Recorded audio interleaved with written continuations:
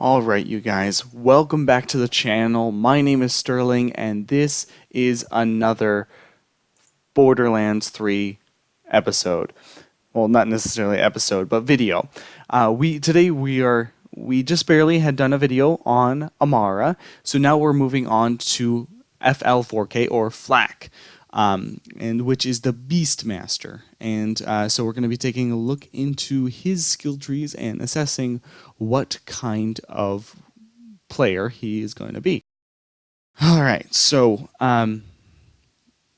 first looking at this, I want to go over to here. So this is a new system that they're actually in placing. So there might be a little problem. There might be a couple problems with the system and with the balance of it, but we'll figure that out later. So for right now, as I'm looking at it, it looks like each one of these skills will have a little pet, basically, off to the side, and that's where you equip this into this slot. Kind of like with Amara, you had the slot over here in this corner, but this one is completely different. So you take this skill, and if you were to equip it, then you have a pet.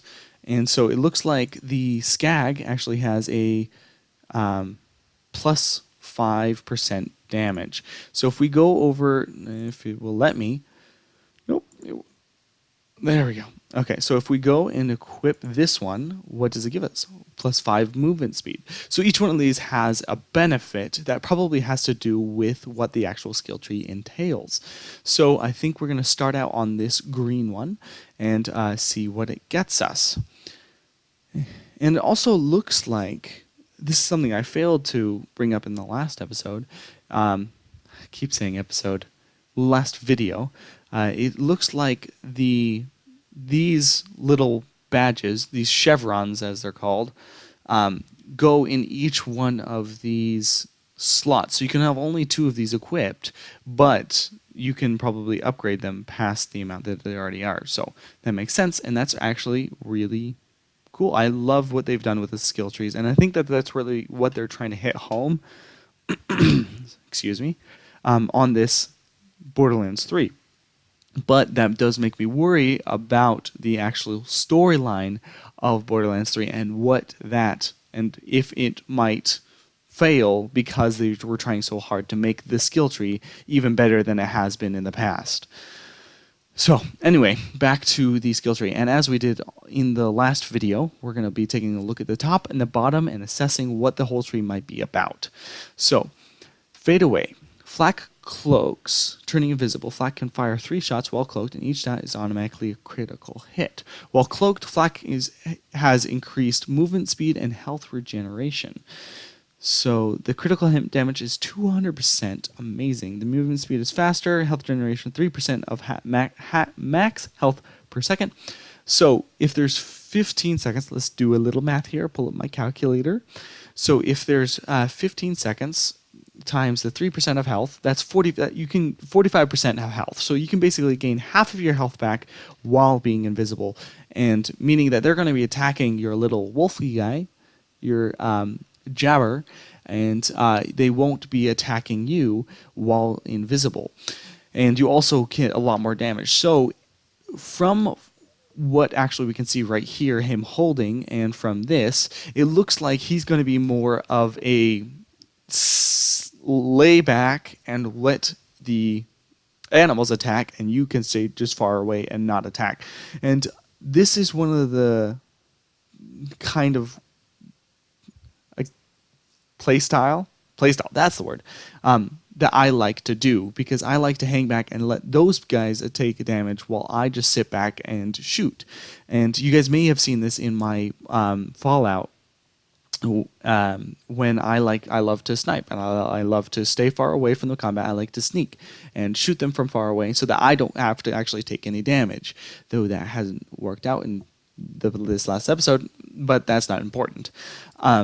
So that's kind of goes right along with that. And so if you ever get into a bind, this is a great thing to activate, and you can get out and then do damage on your way out. And you can only fire 3 shots. And so this is an upgrade from what Zero's thing was where if your first shot was it got now automatically ended the invisibility, but with this one you can stay invisible for up to 3 shots. So that might be that's going to be really useful. So then the very last one is the Flak, and the Flak's pets gain increased damage when Flak activates an action skill. If Flak is at full health, the increased damage is doubled. I'm really liking that one. So basically what it means is they both gain 25% damage while he is invisible, while Flak is invisible. But if Flak is at full health, the increase of the damage is doubled. So not only are you getting 200% damage from up here, plus anything that is gained up in there, but you're getting the extra 50% if you're at full health. So this is really gearing him to try to be a sniper and really helping him to stay a sniper and stay far away from the combat. And so this sounds like a really fun one for me to do possibly later. Anyway, so moving on to the second one. Or I don't even know which order these are in, but I'm just going to say that this is the second one, the Hunter. So this one, we have the Spider Ant, and the Spider Ant increases 1% of max health per second. So this, from that, makes me think that it might be more of a tanky build. Okay, Rack Attack. Flak sends forward 2 rack to dive bomb enemies. This skill has multiple charges. Huh. So, multiple charges. What does it mean by charges? That's something to figure out. So, this seems to be, now from reading that, this is more of a damage build to get as much damage as you can out before you die. And so you have a Spider Ant, obviously, and you have the racks to dive bomb and kill enemies faster. And so, again, going along with the staying far away and letting all of them do the damage to dive bomb the enemies. Going to the very last one, gains a chance to score a critical hit with weapons against any part of enemies. So it just increases the critical hit. And so this goes right along with the sniper, yes. And so with this last one, we have a guard Skag. And if we equip him, we already know, damage plus 5%. And so Flak creates a rift at a target location, teleporting their pet through the rift and dealing radiation damage to nearby enemies. Additionally, Flak's pet becomes irradiant, growing in size and dealing bonus radiation damage when it attacks.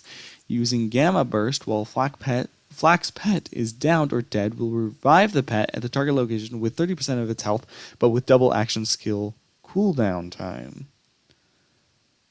Wow. That is really interesting. Just reading these are getting me more excited. Sorry for the keep clearing my throat. I have something in there and I need to get it out. But anyway, so you can teleport your whatever you have equipped, your pet, to the location, and it is a lot better. It's dealing bonus radiation damage, so a lot of radiation, and it seems like radiation is the new type of damage, whereas in Borderlands pre-sequel, we had laser weapons, and we had cryo damage, and before that, we had Borderlands 2, which had the Flak. I think that's it. Speaking of Flak, okay. But yes, Flak. And so down here we have melee override. Flak established dominance over an enemy, turning into an ally for a short time. That is super dope. If the enemy is a beast, the duration is doubled. While under the effect of dominance, the target constantly loses health until it dies or the effect ends. Only one enemy can be dominated at a time, and an enemy can only be dominated once. That is really cool and might seem like a lot of fun.